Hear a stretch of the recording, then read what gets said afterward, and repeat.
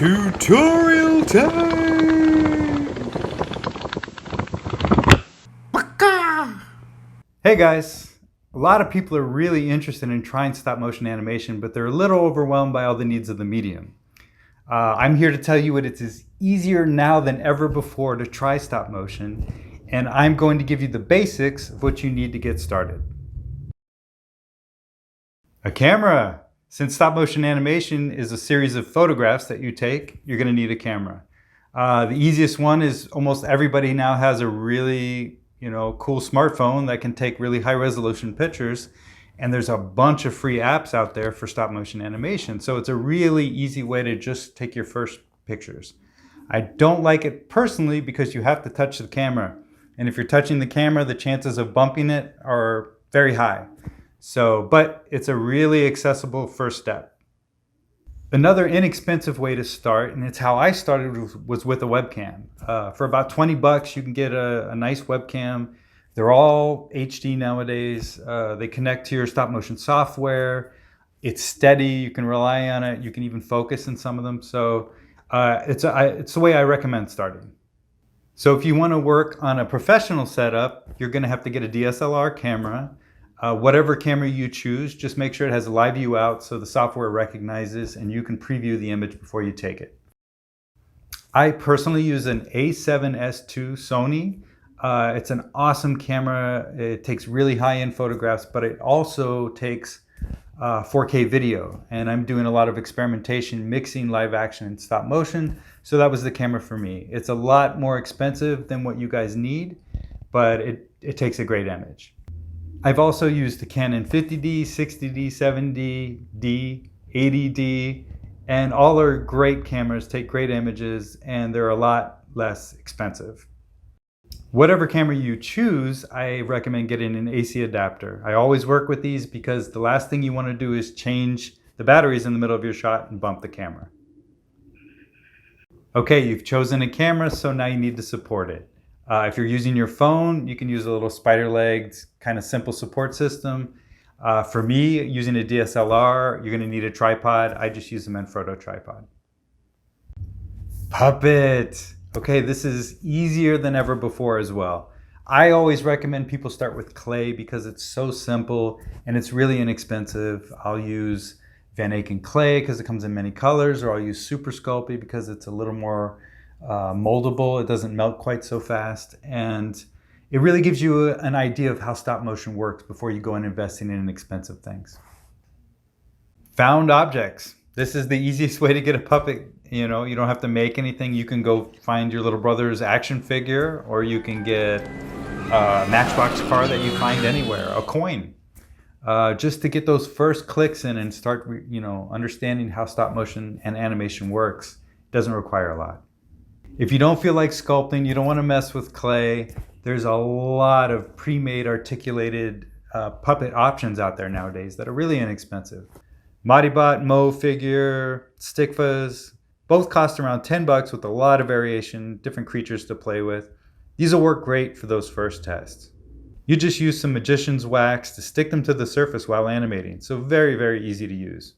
And to build one basic wire armature is a simple wire armature that is going to get you moving ASAP. Not too big a price tag either. So this is nice for later if you want to build a puppet on top of the wire.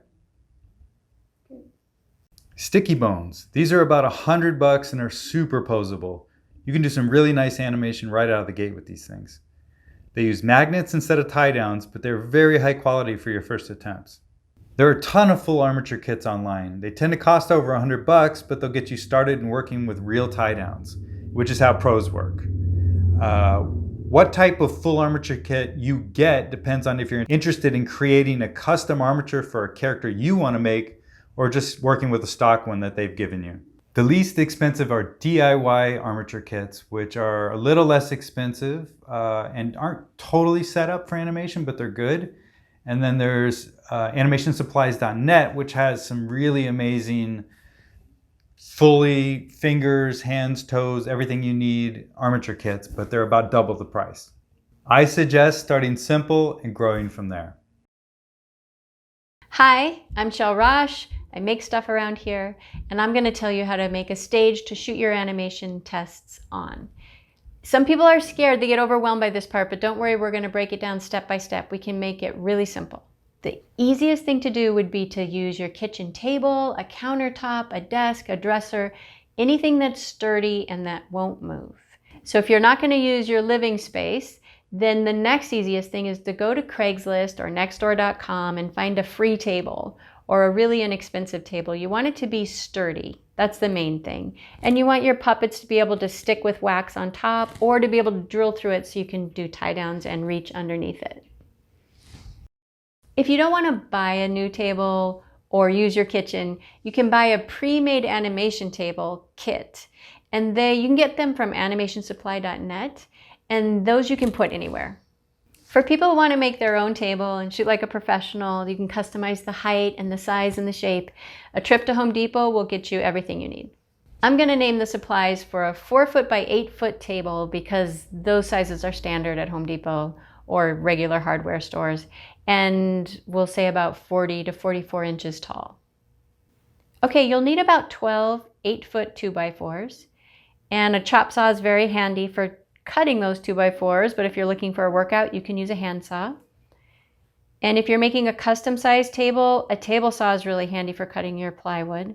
You'll need a 4x8-foot piece of plywood, screws to assemble the table, a drill. Okay, let's build it. Okay, there's two parts to the table. There's the top and there's the base.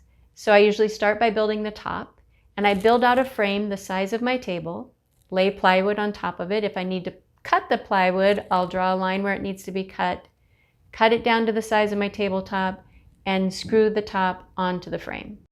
For the base, I cut 4 legs, equal size 2x4s. We use 40 to 44 inches long, but pick a height that's going to feel good for your back because you're going to be standing there for hours. We're going to screw those legs into the frame of the tabletop. All right, now you have a table. So we want to make it really sturdy. We're going to take 2x4s and lay them across the bottom of the legs and screw those in. And then for extra sturdification, we're going to get diagonal 2x4s across as many sides as you need until you get to the point where you can push on it and it won't wiggle. So if you're working on cement, like in a garage, you can just hot glue the table directly to the floor.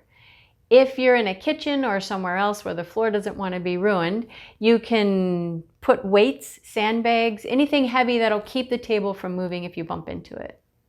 Okay, now that you have your table, you might be tempted to make an entire miniature set for your animation. But if you want to keep it really simple and focus on the animation, you could just hang a curtain or a sheet, or you could put up cardboard or mat board that you hot glue to your table, anything that lets your animation pop out. Software. There's a ton of free ones you can get in the App Store for your phone or even for your PC. Stopmotion Studio Pro is an inexpensive one, about $4 or $5. It'll do anything you need as a beginner stop motion person. Just take pictures and play them back at whatever frame rate you want.